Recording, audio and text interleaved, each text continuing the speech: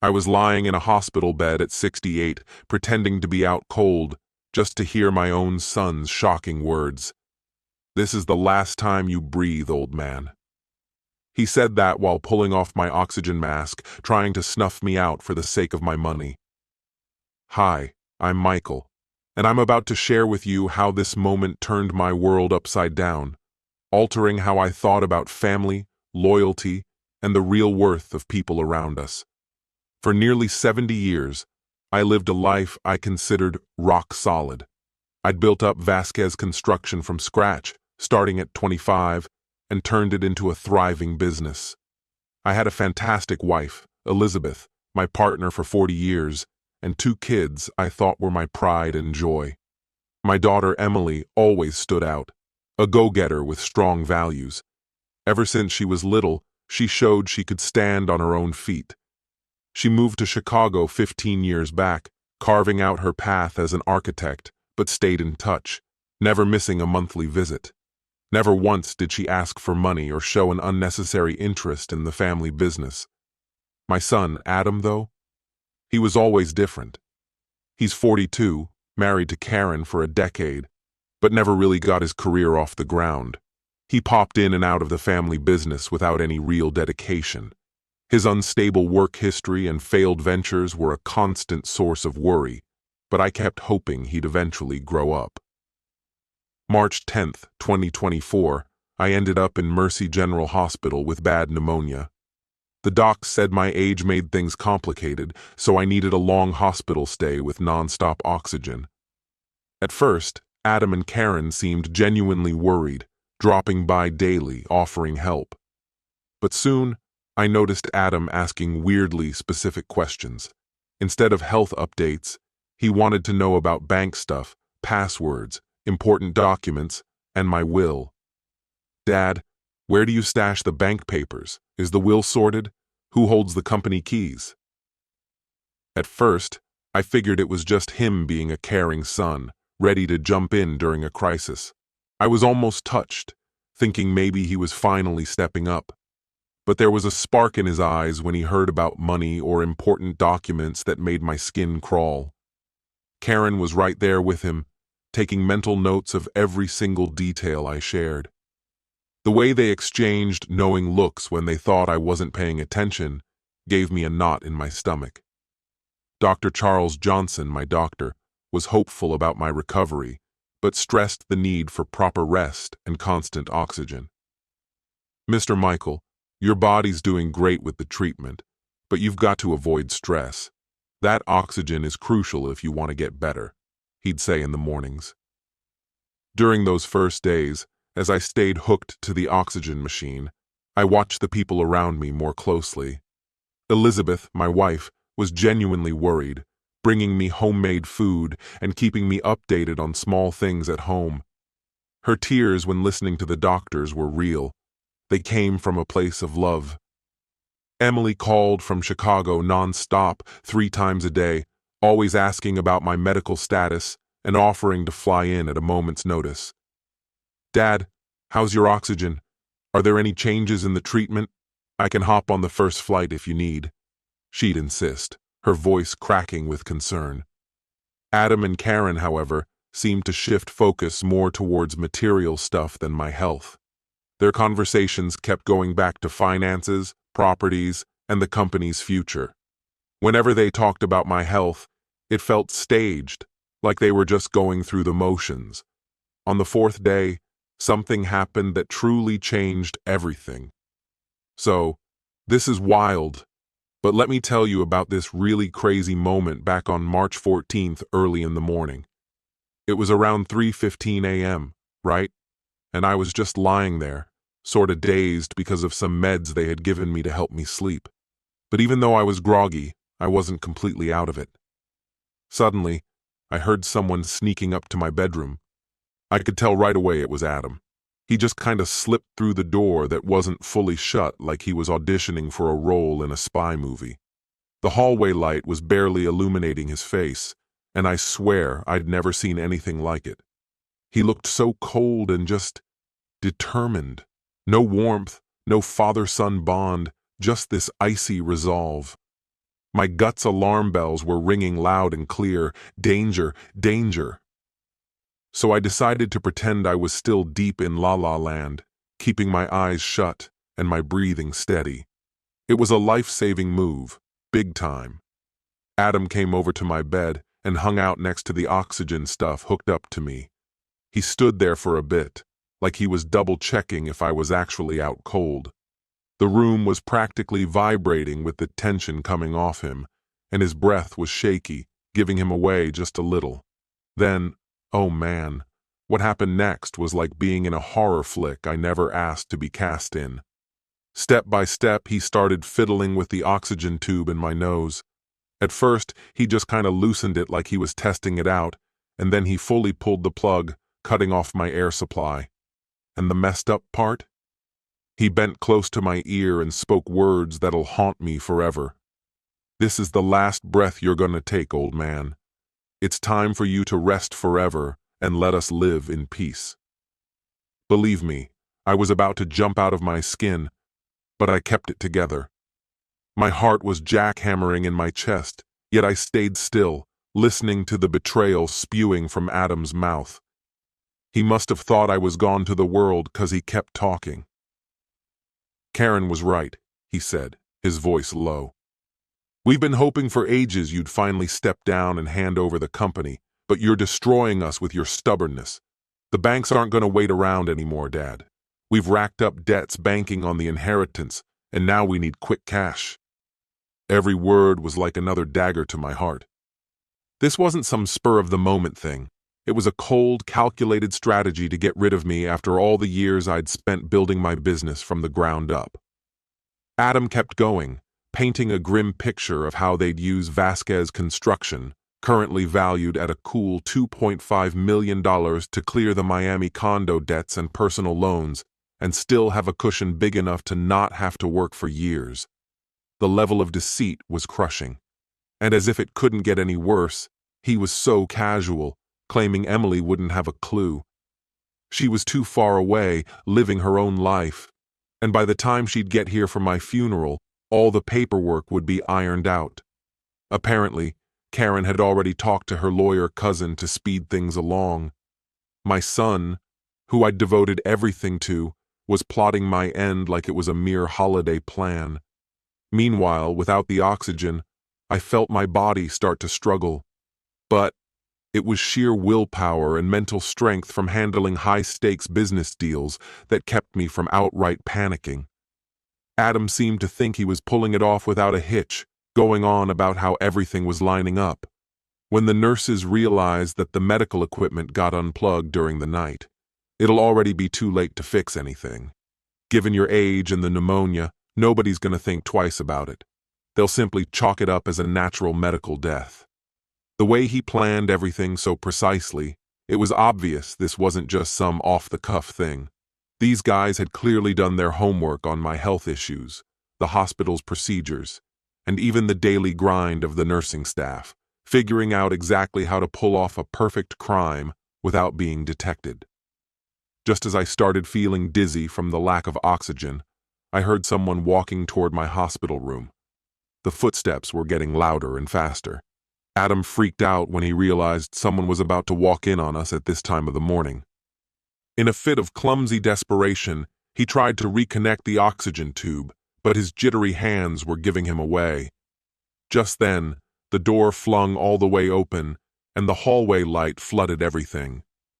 It was Chloe, the head night nurse, a woman in her mid-40s with over 20 years of experience up her sleeve. Her trained eyes locked onto the scene, instantly sensing something was off. "What are you doing here at this hour, Mr. Vasquez?" she asked, firm but polite, turning on the room lights and watching Adam closely. Her eyes landed on the oxygen setup, noticing right away that something wasn't right with the setup. Adam, jittery and sweating, struggled to come up with a plausible story.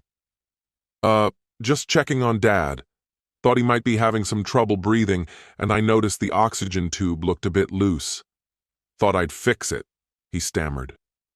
Chloe moved nearer, checking over the equipment with the precision of someone who's handled who knows how many situations like this. Strange, Mr. Vasquez. I checked this very setup just 2 hours ago during my 1:30 a.m. rounds, and everything was spot on and functioning smoothly. You could cut the tension in the room with a knife. Adam tried to keep it together, but sweat was starting to bead on his brow. Maybe it wiggled loose on its own. You know how this hospital stuff is sometimes, right? The connections can shift, he offered, still trying to hold the story together. Meanwhile, I pretended to be deep in a sedated sleep, though my mind was racing, taking in everything. Chloe was my lifeline in this mess, but I also knew I had to play it smart and not tip Adam off that I was onto his deadly plan. Chloe took out a small flashlight, thoroughly checking my vitals. Pulse, temperature, oxygen levels were all displayed on the monitor. There's a slight irregularity with Michael's vital signs in the last few minutes, she noted, watching the numbers. Adam, in a wonky attempt to sound concerned, asked, "Is that normal?" With elderly patients like your father in this condition, any hiccup in oxygen can be dangerous, Chloe explained while writing details on her tablet. That's why we've got robust protocols and checks every 2 hours. Knowing she was documenting everything gave me some relief. She wrote down the whole scene, with the time and state of equipment, Adam being there, and the blip in my vitals. Mr. Vasquez, while I appreciate your concern for your father, visits outside regular hours need permission from the staff. Chloe said this while keeping things polite but firm. And only trained staff should handle medical gear. Adam nodded, trying to play it cool, but I could see the anger seething under his skin. His flawless plan had been busted right at the worst moment. Now he needed to figure out what to do next. Backing of the company, I stressed, feeling the weight of the urgency in my chest. Understood, Michael. First things first, let's secure your business from any harm. We'll block any attempts at asset seizures and notify the bank of the pending legal changes, James replied, flipping through his papers to find the right documents. As he worked swiftly, I couldn't help but reflect on how long Adam had been planning this betrayal. It pained me to think my own flesh and blood could sink so low, but sitting there in that sterile hospital room, I resolved to do whatever was necessary to protect what I had built, and more importantly, to protect Emily. Once James had gathered enough information, he handed me a set of papers. Sign these to authorize the immediate freezing of any transactions. It's essential we move quickly. I scribbled my name at the bottom with a shaky hand, my mind racing with thoughts of how things would unfold once Adam realized his plan was unraveling. What do we do next? I asked, my voice barely above a whisper. We'll file a restraining order and prepare a change to your will. By this afternoon, everything will be in place and your assets secured, James explained, his tone confident and reassuring. Feeling a sly sense of victory, I nodded. Thank you, James. I honestly don't know what I would do without you right now. A sincerity softened his lawyerly exterior as he replied, Michael, you're not just a client. You're a friend. I'll always have your back. With everything moving so fast, I took a moment to breathe, grateful for the allies I could still count on amidst such treachery. Chloe peeked her head back in, ensuring everything was all right. As she locked eyes with me, her expression turned determined and supportive. Mr. Michael, don't worry. We have everything under control, she said. I managed a weary smile, nodding subtly. I know, thank you. I'll rest easier knowing you're all on my side. Soon, the efforts to secure my future would reveal the truth and ensure justice. Despite the dire reality, I found solace in the steps being taken to protect my legacy from the very son who tried to snatch it away. This time, for good. James set down his briefcase on the table, grabbed some legal documents, and turned on his laptop. I've got your current will right here, dated back to September 2021. It states that Adam and Emily receive equal shares. Are you absolutely certain you want to cut him out completely? This is final, he said. Without missing a beat, I confirmed, yes, I'm absolutely sure. A son who attempts to take his father's life for money doesn't deserve a dime of what I've worked my entire life for. Emily has always shown she's got integrity, stands on her own 2 feet, and holds strong values. She'll be the only heir. James hunkered down and spent the next hour carefully drafting this new will. It was crystal clear, stating that Emily Vasquez would get 100% of Vasquez Construction. This included all the real estate, bank accounts, investments, and any other assets I own. We also put in clauses ensuring any debt or financial mess Adam got into using my name or properties wouldn't come back to bite us. This was crucial to ensure his creditors couldn't get a piece of my estate. James chimed in, "We need to get Elizabeth on board ASAP to kick off a full financial investigation. We've got to find out just what Adam's been up to and with which banks or lenders. Elizabeth has access to all the family files and knows where all the important documents are stashed. She can comb through the bank papers, contracts, and anything Adam might have sneakily signed." I agreed. So we gave Elizabeth a call from my phone. Even though it was only 6:30 in the morning, she picked up right away, with her voice full of concern for my well-being. "Michael, how are you, love? Did things get worse overnight?" she asked, her tenderness a stark contrast to our son's deadly intentions. I told her, "Elizabeth, I need you to do something crucial for me.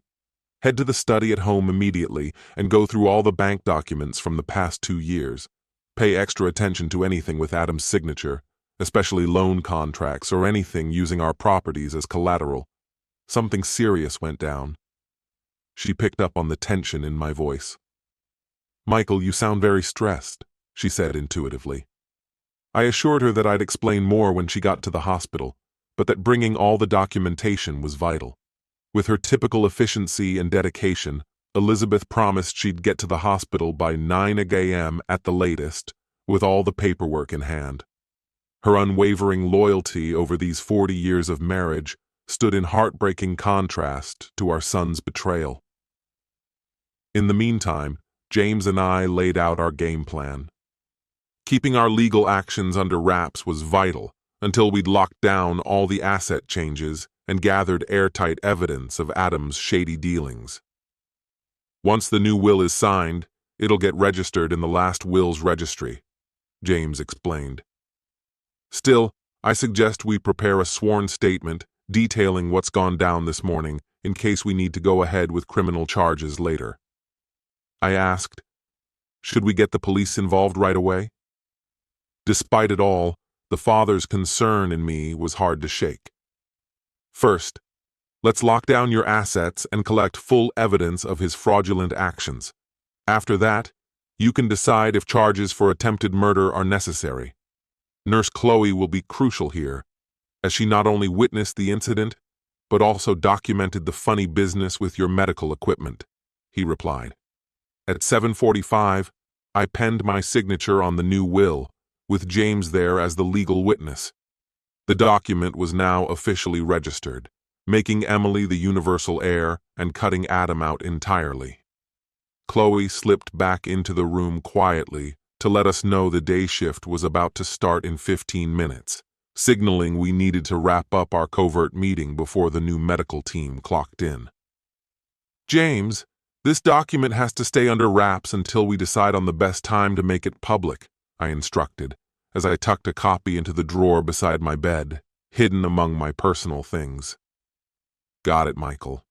I'll keep it completely confidential until you give me the go-ahead, he reassured me. So, you've got some specific instructions for me, huh? Yeah, no problem at all. Do you want me to go and talk to Emily myself to fill her in on what's happening? Oh, hold on. I'd rather handle that one on my own when she swings by for a visit. Emily deserves to hear the truth straight from me, not through someone else, you know what I mean? So, after James left the hospital, still bearing the pretense of being a medical consultant, he made sure to keep all our original legal docs safe in his office. I just laid there pretending to catch some Z's, all the while feeling a strange mix of relief, sadness, and pure determination. I'd made a tough call, probably the hardest one in my life, but it had to happen to keep my dignity intact and protect everything I'd worked so hard for over the years. It was about 10 to 9 in the morning when Elizabeth arrived, lugging this huge folder full of papers.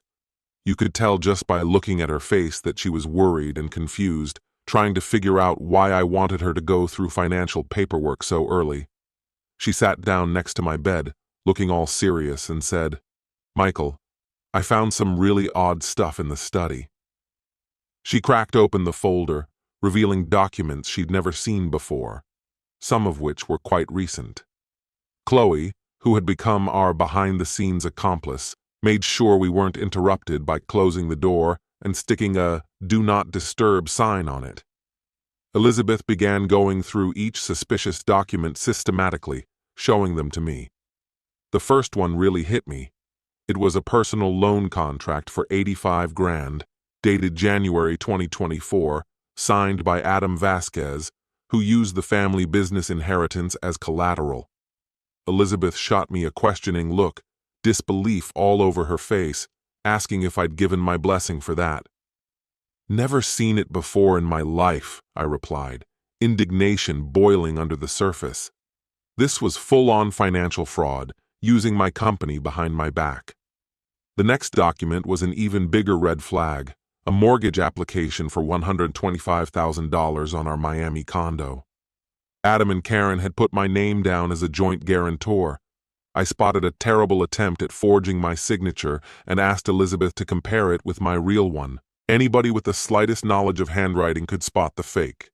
We kept going through the pile. There were receipts for payments to private lenders, invoices for luxury goods bought on credit, and even a draft for selling the Miami condo at $380,000, saying the deal would go through after finalizing the inheritance stuff. Elizabeth and I did the math and figured those two had racked up over $180,000 of debt in just 6 months, all backed by properties that were technically still ours. I was dumbstruck. Not only were they plotting my demise, they'd been meticulously planning to loot my estate, forging my name and using family assets unlawfully. Then, at that crucial juncture, in walks Dr. Charles Johnson for his morning rounds. He took one look at the scattered papers on my bed, and the tension in the room was palpable. "Good morning, Michael. How's everything going today? I see you've got company," he commented while checking my file on his tablet.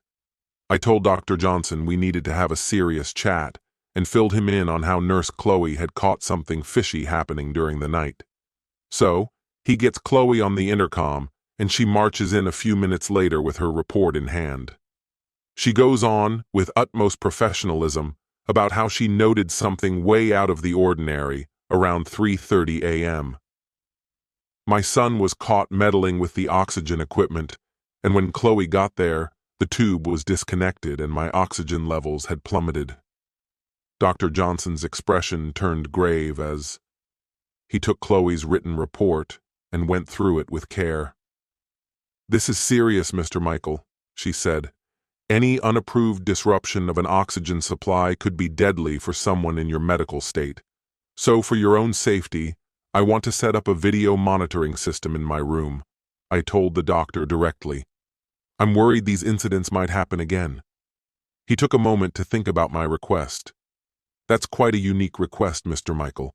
But given Chloe's report, I can justify installing security cameras as a medical measure." "Thank you so much, doctor. My peace of mind is crucial for my recovery, and these events are stressing me out," I emphasized convincingly. "All right," he agreed. "I'll reach out to the security team to get a video surveillance set up before noon. The cameras will record your room's activity around the clock." Once Dr. Johnson left to arrange the cameras, Elizabeth and I went back to examining the fake documents. Each paper peeled back another layer of betrayal and scheming they had been doing behind my back for months. "Ma, there's something else I need to show you," Elizabeth said, looking very serious as she pulled out a sealed envelope from the folder's bottom. "I found this tucked behind some papers in the desk's bottom drawer." I opened the envelope to find photos of our most prized properties: the main house, the Miami condo, the headquarters of Vasquez Construction, and various investment lands. Each photo had handwritten notes with their market values and future sale dates.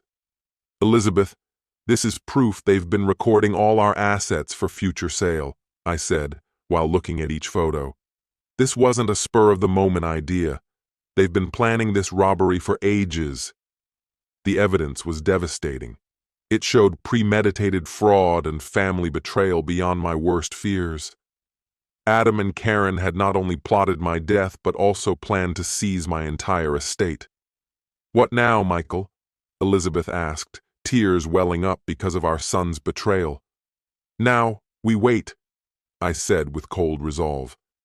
"The cameras will be in place before noon, and I'm sure Adam will come back to finish what he began last night. This time, we'll have undeniable evidence of his murderous plans." By 11:45 a.m., hospital security techs discreetly installed 2 high-definition cameras in my room. One camera covered all the medical equipment, while the other gave a full view of the room. Robert Castle, the security head, walked me through how the system worked. "Mr. Michael, the cameras will record non-stop in high quality with sound. All footage goes to our central servers, and you can watch it live on this small monitor." He showed me a touchscreen hidden among my medical gear. "If you see anything suspicious, press this silent button, and security will come immediately without a sound." Elizabeth stuck with me all morning, organizing each piece of documentary proof we had gathered. We made a timeline of every shady deal, forged signature, and dubious financial move Adam made using my money. "Michael, Emily called about half an hour ago asking how you were," Elizabeth told me. "I said you were stable but needed rest today. When will you tell her everything?" "After we catch Adam's intentions on video," I said firmly. "Emily should know the full story, but I want rock-solid proof before I ruin her view of her brother." Later that afternoon, several medical staff came by. The medical staff did their normal checks, each one noting how well I was recovering. Funny enough, just as my body was healing, my emotions were in turmoil because of some serious family backstabbing. Around 2:30 in the afternoon, Dr. Johnson came in with some uplifting news about my health. "Mr. Michael," he said, "your oxygen levels are all good now, and those antibiotics are doing a great job clearing up the lung infection. If things keep looking this good, I might let you go home in about a week." "Doctor," I chimed in, catching him off guard with my request, "do you think it's possible for me to still look a bit frail for a little while longer? It's a personal matter I'd rather keep under wraps. I need visitors to think I'm still weak and needing care." Dr. Johnson gave me a look showing he was curious, yet he respected my secrecy. "I can tweak the meds so you seem drowsy, and we can keep up the oxygen therapy even though you probably don't need it anymore. Is this related to the security measures we talked about?" "Exactly," I replied, relieved to have someone in the know without having to spill everything. "Thank you for your understanding and for keeping this under your hat." Elizabeth headed back home for a bit to make some meals and gather some clean clothes, but before she left, we came up with some discreet signals to communicate if things went awry. She promised to rush back if things went south. March 16th had a weird tension in the air, like something was about to happen. Didn't sleep too great that night, too busy running through all the possible outcomes in my head. The cameras caught nothing unusual overnight, but my gut was yelling at me that Adam would be back to put his nasty plan into motion. Sure enough, at 10:15 on the dot, Adam walked into my room. He had some fresh flowers in his hand and wore a look of fake worry that by now I could easily see through. "Morning, Dad. How are you doing today?" he asked, setting the flowers in a vase by the window, acting all normal for anyone who might be watching. I kept my eyes half shut, pretending to struggle with every breath. "Adam, just really tired today," I whispered so weakly. "Oh, don't worry, Dad," he said with that false kindness. Docs say you're bouncing back great. Just need to rest up and you'll be back home before you know it. Sitting close, acting all caring. We chatted for the next 20 minutes about nothing in particular, just random, everyday stuff. Adam kept asking about how my appetite was and how I felt about the pain, normal father-son chit-chat while hospitalized. Meanwhile, I was keeping a close eye on his every move, just waiting for him to reveal his true colors. The cameras were rolling, catching everything, words, actions, even his fake expressions for the future court case. Around 11:30, Adam stood up and gazed out the window, as if he was soaking in the scenery. "Dad, we need a serious talk when you're up for it," he said, not bothering to look my way. "What's on your mind, son?" I kept up my act of being too weak to talk much. "It's about the business, Dad. Karen and I think it might be time for you to start thinking about passing the torch to the next generation. You're 68 now, and with everything that's happened, maybe it's time to think ahead." His speech was exactly what I overheard in that late-night confession a couple of days ago. This was the start of him laying out his scheme on camera. "Adam," I sighed, acting as if I couldn't handle such big decisions right now, giving him the opening to keep spinning his web. "I get it, Dad," he replied. "But really think about it. We could sell Vasquez Construction for perhaps over $2 million at the right time. With all that cash, you and Mom could live without a single financial worry forever." The more he talked, the clearer it became he was all about the money, already planning on how to dismantle everything I'd built. I kept up the front, making it seem like I was too weak to wrap my head around his ideas, which only spurred him on. Adam needed to get straight to the point with what he was proposing. "Besides, Dad," he said, "Emily's in Chicago and doesn't seem interested in the family business. It makes more sense for Karen and me to handle all the administrative and legal stuff." He sat back down next to my bed, giving me the chance I was waiting for. "Adam, I think I need to rest a bit more," I murmured, closing my eyes and relaxing to fake that I was exhausted and asleep. This little act worked like a charm. Adam sat quietly for a few minutes, seemingly making sure I was out cold. I felt him lean in, likely checking how deep my sleep was. Once he was sure I was out of it, his demeanor shifted. He spoke in the same cold, calculated tone I'd heard early in the morning on March 14th. "Perfect, you stubborn old man," he mumbled, heading back to the oxygen equipment. No pesky nurses to interrupt this time. The security cameras caught everything as he carefully examined the oxygen tube. This time, he was more methodical compared to his initial try. 2 days wasted because of that damn nurse," he muttered, thinking I couldn't hear. "But now I've got enough time to make sure this is done right without leaving any clues." He started by slowly unhooking the main oxygen supply. He also fiddled with the monitor's settings so no alarms would go off right away. I was floored by how much he knew about the medical gear. He'd clearly studied it. "Karen said we needed a better plan," he admitted as he kept tweaking the monitors. "We can't wait any longer on that $180,000. The loan sharks are going to start grabbing our stuff next week if we don't pay them." Hearing these numbers confirmed the shady dealings Elizabeth and I had uncovered through documents at home. It was clear they'd gotten tangled with illegal lenders, making things worse. Vasquez Construction could sell for $2.3 million, according to last month's appraisals. Adam carried on, satisfied that the oxygen was completely cut off. "With that, we can clear all our debts, buy that condo in Miami, and still have over $400K for ourselves." This showed how meticulously they've plotted this, with professional property appraisals and all. They knew exactly how much my death would profit them. "Emily won't suspect a thing," Adam assured himself, making sure no tampering showed on the equipment. "She lives far away and hardly comes to New York."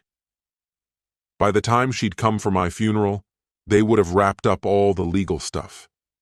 My anger boiled over like never before in my 68 years. Not only was I listening to the plan to kill me, but I also knew of their plot to rob Emily of her rightful inheritance. Karen's cousin, the lawyer, already prepared all the quick succession papers. Adam continued, sounding pretty pleased. Without a recent will, the kids split everything equally. Emily will get her share, but will control the sale and management of all assets. He had no clue about my new will, giving me an upper hand. Adam and Karen were assuming my 2021 will still counted, not knowing I changed everything just 2 days ago. For about 12 minutes, I was without extra oxygen, as Adam carefully set the scene to look like a tech malfunction. Back on March 14th, he'd figured out the tweaks he'd need to avoid any alarms going off too soon. This time, by the time the nurses noticed something was up with the equipment, it would be too late for you, he whispered, sounding almost pleased. At your age and with pneumonia, lacking oxygen for just 15 minutes would be the end. Right when I started really feeling the effects of not getting enough air, it hit me that I'd collected all the evidence I needed. It was showtime for my final move. Casually, I pressed the quiet alert button Robert Castle had arranged to be within my reach at my bedside. That triggered an instant message to security, ensuring they'd be at my door in no time flat. At the same time, I slowly blinked open my eyes and sat up a bit, pretending like I'd just groggily come out of a deep sleep. I had to nail it, make it look believable enough to catch his reaction of utter shock. "Adam, what are you doing with my oxygen?" I asked, in what I hoped sounded like a weak, confused voice, like I'd just woken up. His face went from smug to petrified in seconds flat. His eyes widened like saucers, skin turned ghostly, and his hands shook like leaves in the wind. Never seen anybody look so thrown and terrified at the same time. "Dad, it just seemed like the tube was loose," he spluttered as he scrambled to hook the oxygen back up, his hands clumsy and frantic. "Adam, I heard everything," I said, my voice slowly gaining its usual strength and firmness. From every word about the $180,000 debt to the plan to offload my business for a cool $2.3 million, and even down to plotting my accidental death for a fat inheritance. That knocked the literal legs out from under him, and he had to grab onto the wall to keep from face planting. Mouth flapping open and closed, but nothing was coming out, just like a fish out of water. Just then, 3 security dudes came in, with Chloe and Dr. Johnson trailing behind. They got the alert, too. "Gentlemen, all of this has been caught on our cameras," Robert Castle said, holding up his tablet showing real-time footage. Every little bit of tampering and intention was recorded. At that, Adam flopped into a chair, tears streaming and covering his face. "Please don't get the police involved just yet," he sobbed, really laying it on thick. "Dad, it spiraled out of control. We didn't mean for it to go this far. I never wanted to hurt you." That mix of disgust and sadness hit me harder than I imagined it would. My own son confessing to murder plots, now trying to downplay it all. "Robert, I want everyone to hear what Adam said when he thought I was out cold," I instructed plainly. Robert hooked his tablet to the big room display, and the whole event replayed, clear as day, with audio crisp as opening day popcorn. Dr. Johnson just got more serious, and Chloe was jotting notes for the medical report, while security stayed on high alert. "Mr. Michael," Robert said with the weight of authority, "these recordings show that your son not only deliberately cut off your oxygen, but also planned your death for financial gain." "Dad, I'm begging you," Adam pleaded, raw and desperate. "We're in so deep with the debts. They threatened violence if we didn't pay up this week. We couldn't see another way out." "Adam," I said, holding my ground, "taking out $180,000 under my name and putting my company and assets at risk without my okay is a massive financial breach on its own. To actually think you'd fix your money problems by plotting to kill me, it's beyond belief," I said icily. Just then, James Miller showed up at the door. I had clued him in the previous night, and we figured he'd show up right when he did, armed with all the legal files needed for this showdown. "Morning, Michael. Looks like things are going just as we thought," James remarked, stepping in with his leather briefcase, his gaze steady and serious. Adam knew right away who he was, our family lawyer, and you could see the blood drain from his face. James being here meant even more legal headaches for him. "James, show Adam the document we got officially signed on March 15th, 2024, I requested, skipping the small talk. Without missing a beat, James pulled out a folder and passed Adam a certified copy of the new will. Adam's hands shook as he took it, eyes darting over the words, leaving him going from shocked to downright horrified. "No way. This can't be real," he stammered, the reality of him being cut off sinking in. "Dad, don't do this. I'm your son," he complained. "You were my son until you wanted to go all murderer on me," I shot back, surprising even myself with how firm I sounded. "The will clearly says all of Vasquez Construction, the properties, bank accounts, everything of mine, will go to Emily Vasquez," I declared. Adam's breath hitched as he took in his new situation. No inheritance, and now facing charges for trying to kill me and other scams. James piled on, "Also, this will has clauses making any debts using my name or stuff without my okay void," his lawyer tone as cold as ice. "So that $180,000 you owe is on you, not me or what I own," I explained, laying down the law on his shady dealings. Just then, Karen barged in, clearly tipped off about the mess unfolding. Her face was a whirlwind of anger and panic, making it seem like she'd lost it. "What's happening here?" she barked, aiming her anger at me. "Why are there security guards? And why is Adam in tears?" "Karen, your husband tried to kill me again for an inheritance that isn't there anymore," I calmly laid out, finding her disbelief kinda satisfying. Robert played the confession tapes for her, as Karen just stood there, horror growing, each word another nail in the coffin of Adam's schemes and debts. "This is a setup," Karen screamed when the tape stopped. "You doctored those tapes to frame Adam. My father-in-law's always been the manipulative type." "Ma'am, these are legit, recorded by professional hospital gear," Robert calmly pointed out, showing the technical bits that proved they hadn't been messed with.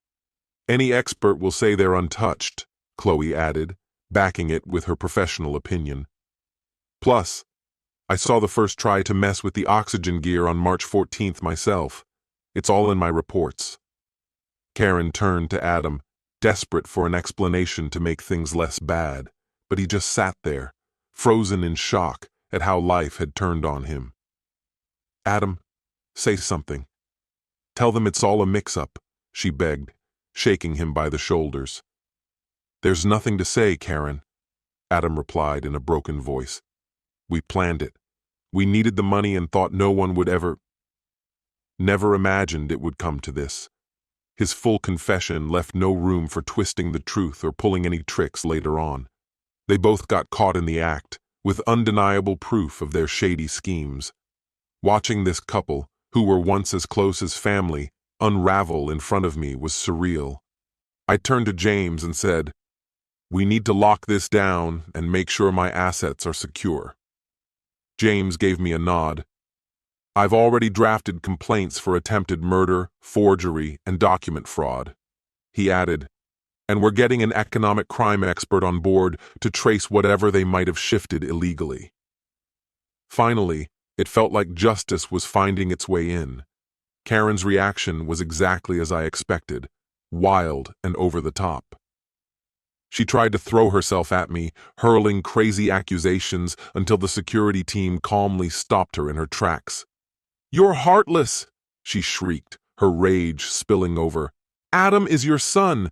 How can you tear your family apart over money? Everything we did was out of despair, not spite." Her attempt to play the victim was sickening.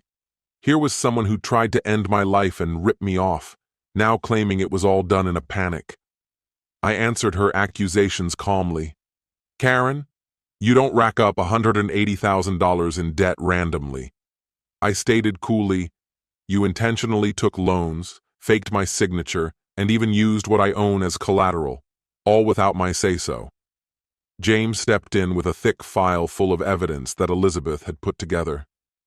Mrs. Vasquez, we've tracked at least 15 fraudulent transactions over the last 8 months, all unauthorized and linked to Mr. Michael's properties. Karen looked at those documents, and I could see her fear growing. She knew each page was like another nail in her legal coffin, and James wasn't done. We found pictures of family estates with handwritten notes about their values and when you plan to sell them, your husband's handwriting. That's when Adam, his eyes wet from tears, finally admitted, "We can't keep denying, Karen. It's all out in the open. We've ruined it all." "Hush, Adam," she snapped. "Say nothing until we have legal counsel." But it was far too late for that. The proof was stacked too high and thick to wriggle out from. Then Emily walked in. She had rushed from Chicago after getting a wake-up call from Elizabeth about how bad things had gotten. "Dad, what's going on?" she asked, looking lost in the chaos. Guards, lawyers, recording devices, and a family meltdown. I pointed her to a chair away from Adam and Karen, saying, "Emily, you need to hear what's been going on with your brother." Robert replayed Adam's confession for her, and she listened without a peep as the awful truth sank in, her brother plotting murder and greedily eyeing my assets. Her face twisted from shock to disbelief, then settled into a sadness that tugged at my heartstrings. "Adam, you were really going to kill Dad over money?" she asked, her voice full of disbelief and pain. Adam couldn't meet her eyes, just hung his head down. "Emily, things spiraled. We owed some nasty people," he stammered, trying to explain. Emily didn't back down. "And what about me?" she pressed with a resolve that made me so proud. "You planned on spinning a web of lies about Dad's death and playing games with his money?" Karen never expected her plans to get blown apart like this. Emily's attempt to cut Karen off was met with determination in her eyes and a firm hand gesture. "Karen, I don't want your excuses. You plotted to kill my father, and there's no way you can justify that," Emily said with a maturity that many older folks could learn from. James chimed in, saying, "Emily, your father wanted only you as the heir and left Adam out of the will." He passed her the will. As Emily looked over the legal document, her face was serious, soaking in the weight of decisions made not long ago. She came over, holding my hand gently, and said, "Dad, I get why you did it. No one should have to face such a betrayal from their own family." That moment of her standing by me lifted a huge emotional burden I'd been carrying since this mess started. She turned to Adam and Karen with authority, telling them to leave and stay away from me. They'd caused enough heartache. Karen tried one more time. "But we're family," she begged, hoping to tug on some heartstrings. But Emily wasn't moved. "Family doesn't plot murder over money," she shot back, as cold as ice. "You've made your bed, now lie in it." Security took over, showing Adam and Karen out of the hospital, making sure they wouldn't get back in without the say-so from the law. I asked Dr. Johnson to make it official in my medical records that Adam and Karen couldn't get details about my health or get into my room again. "No problem, Mr. Michael," he said, updating my records as we spoke. Finally, with only Emily, James, Elizabeth, and me left in the room, I felt like I could exhale, as if control of my life was finally back in my hands. Emily looked at me, tears brimming in her eyes. "Dad, I'm so sorry you had to go through this. I never thought Adam would stoop so low." I reassured her. "You couldn't have predicted they'd do this. They chose this path themselves." Wondering what would come next for Adam and Karen, Emily asked about their fate. I explained, "James here is going to file charges for attempted murder and fraud. And when their creditors find out they can't tap into my estate, they'll start collecting too. Justice will have its due. 3 weeks flew by, and before I knew it, I was out of the hospital, past the pneumonia and none the worse for wear after the family debacle. Emily hung around New York, handling her Chicago job remotely and liaising with James on all the legal wrangling against Adam and Karen. "Dad, I've gone over the books for Vasquez Construction," she said, sorting through papers on our dining table. "The business is doing well, but maybe we should spread out the investments to protect ourselves better." Her insight and sharp thinking took me by surprise. I'd thought her Chicago career meant she wasn't interested in the family business, but boy, was I wrong. "Emily," I began, seeing just how capable she was, "how would you feel about gradually taking the reins?" "So, are you thinking about taking over the company or what?" I asked her directly, because I was genuinely curious about where she saw herself going professionally. "Dad, to be honest, I think it'd be smarter to sell Vasquez Construction to some serious buyers and then use that money to invest in more modern, diverse industries," she said, surprising me with her mature and forward-thinking business sense. Her idea actually made a lot of economic sense. At 68, the thought of continuing to manage a construction company didn't excite me, especially after finding out my chosen successor had been using the business to get loans through fraud. "Have you found any interested buyers?" I inquired, intrigued about this new angle. "Yes," she replied. "James put me in touch with 3 investment groups that specialize in buying construction companies like ours. Based on some initial assessments, Vasquez Construction could be sold for around $2.4 million, which matched Adam's previous estimations in his confessions, adding a layer of bitter irony. He might have nailed the company's market value, but he'd never see a dime from that sale. During that time, as I was recovering, James kept us up to date on the legal case against Adam and Karen. Charges of attempted murder had already been formally filed, backed by undeniable video proof and testimonies from the hospital staff. "We've also started civil proceedings to reclaim assets they tried to transfer with fake documents," James said during one of his regular visits. "Even if we don't recover much, legally setting a precedent is crucial," he explained. "Have they tried to reach out to you directly?" I asked, wondering how they were handling the reality of their actions catching up with them. "Karen's called my office a few times, trying to hash out some sort of deal," he said. "But I made it clear that we're sticking to the legal process and not open to any negotiations," he answered firmly. Elizabeth, who had been incredibly resilient through the family turmoil, eventually started feeling relieved and began to renew herself personally.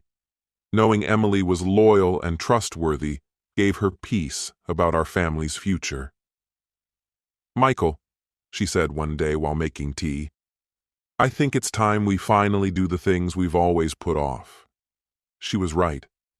With our health intact, financial security, and the assurance of Emily handling everything responsibly, it was a perfect moment. Her words made me ponder the opportunities I'd neglected due to the countless business and family duties, which now seemed rather misplaced in hindsight. "What ideas do you have, Elizabeth?" I asked, genuinely curious about her plans. "We've always talked about traveling across Europe, exploring museums, diving into different cultures, but we never got around to it," she reminded me. "Now we could plan these extensive trips without stressing over money or urgent business deadlines." The thought of it was incredibly appealing after postponing such adventures for decades. Emily was thrilled with our decision. "You should absolutely do this, Mom and Dad," she encouraged. "I'll manage the sale of the company and handle all the legal stuff with James. You deserve to enjoy this new phase without any worries about managing things." Over the next few weeks, we started planning some extensive trips, finally set on visiting the places we'd always dreamt about. Emily worked with travel agents who specialized in organizing these trips, ensuring everything would be perfectly arranged for our adventures. Around May 15th, we were focused on creating interesting yet comfortable itineraries for seniors.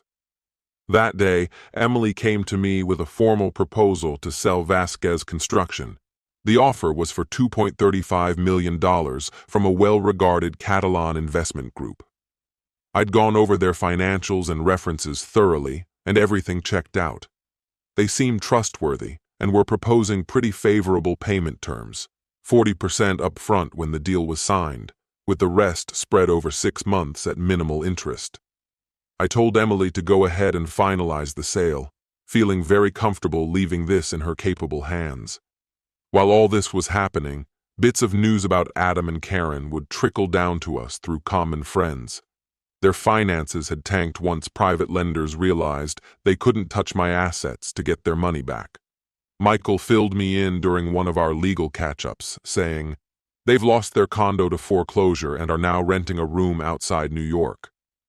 I was curious, more than I probably should have been, and asked, "Has Adam managed to find a steady job?" Michael said he's working as a food delivery driver for one of those app-based services, but his criminal record is causing him trouble finding traditional work. Seeing him face the music wasn't satisfying in a petty way, but it did remind me that our choices have real consequences. Adam had made his choices, betrayal and crime, and now he was living through the aftermath. On June 1st, we officially sealed the deal on Vasquez Construction, finally cutting my last ties to a business that rooted me in New York. As I settled into my plane seat heading to Rome on December 3rd, 2024, I felt a wave of freedom I hadn't in years. Emily, seated by the window, was going over our ambitious 2-year travel plan, which covered 15 different countries in Europe, Asia, and America. Our first stop is Rome for 2 weeks, then to Florence, then Paris, and in January we're off to Switzerland for some skiing, she said with excitement, showing me all the hotel bookings on her tablet. Since leaving the hospital 8 months ago, my life had not just changed, but exceeded all my positive predictions. Selling Vasquez Construction for $2.35 million had secured our future financially, wiping away any lingering ties to past betrayals. Emily had shown herself to be a remarkable steward of our finances, smartly diversifying our investments and setting up reserves for stable income for years to come. Her professionalism surpassed everything I had hoped for.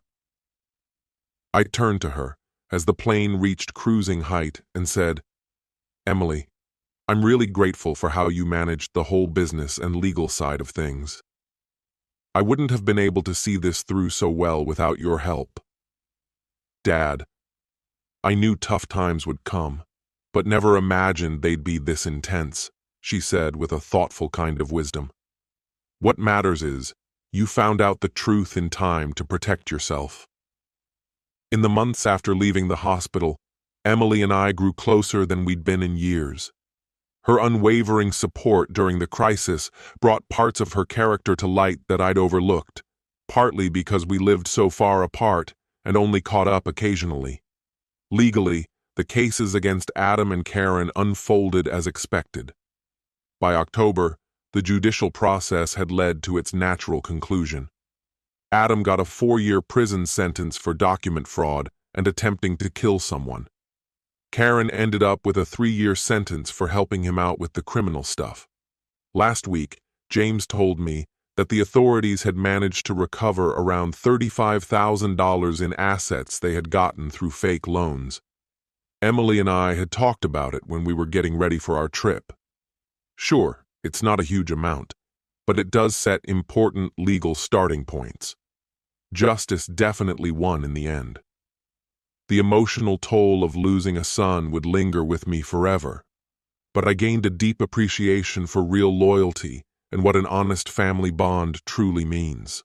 While on the flight to Rome, I spent some time thinking about how my views on family, money, and life's goals had evolved. Adam's betrayal was brutal, but it also pushed me to find strengths I never knew I had, and to really appreciate the people who truly deserve my trust and love. Dad, do you ever have second thoughts about the choices you made concerning Adam? Emily asked, curious about how I handled everything emotionally. "Emily," I answered, firm in my belief.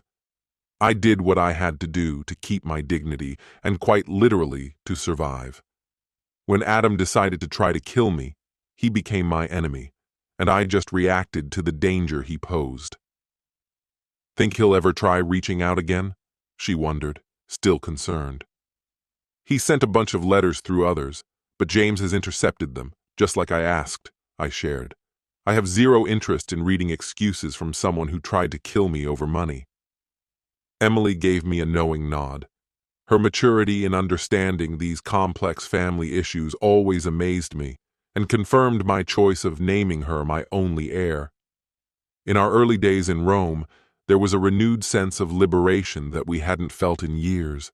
We explored the Colosseum, wandered through the Vatican museums, admired the Trevi Fountain, and savored long meals at traditional spots without feeling rushed or worrying about money. "Michael, I can't remember the last time I felt this relaxed and hopeful," Elizabeth admitted one day as we strolled the charming streets of Trastevere. It felt like we were regaining a youth we thought had slipped away. Her insight mirrored my own feelings perfectly. At 69, I felt more alive and optimistic than I had in the past decade, when I unknowingly carried the weight of toxic family ties and misguided goals. Emily had planned our trip so well, with cultural experiences, culinary delights, and downtime for us to relax and think. Her attention to detail meant we could enjoy each location without stress over logistics during our stays in luxurious hotels. As I reflected on the difference between my current life and what might have been if Adam's plan had succeeded, I realized that instead of traveling the world with people who truly loved me, I could have been dead, with my estate picked clean by criminals pretending to earn my trust. "Dad, this painful experience might have actually freed you from family burdens that held you back for years," Emily noted one evening while we dined with a view of the Roman Pantheon. Her insight was spot on. For years, I poured emotional energy and money into relationships that turned out to be entirely fake, while neglecting real connections that needed more of my care and attention. "Emily, the only thing I regret is not seeing your genuine loyalty sooner and letting Adam take up so much of my time for so long," I admitted candidly. "What matters now is that we have all the time we want to build our relationship and make amazing memories," she replied, with a depth of emotion that truly moved me. While we sat down and mapped out where we wanted to travel over the next couple of years, a wave of thankfulness washed over me. Life had handed me another shot at finding real joy and building family bonds that were rooted in true love rather than being tied to financial needs. It turned out that Adam's deceit was a weird blessing in disguise, probably the best thing that could have happened to me. It set me free, giving me the chance to live a genuine life where only those worthy of my trust and love remained in my circle. Here I am, at 69, and I finally started to really live.